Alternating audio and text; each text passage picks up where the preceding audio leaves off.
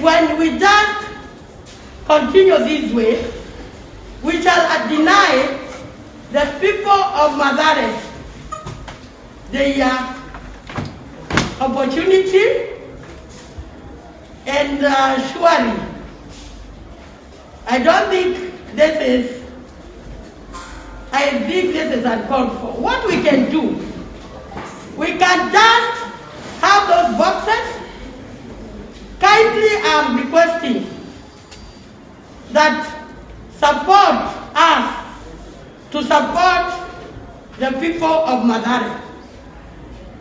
I cannot imagine going back home without my officers who sleep. Tunatoka hapa saa 7. Jesus. Githaiga David Charagwe 6, Kamau Moses Dungu Kidane 0.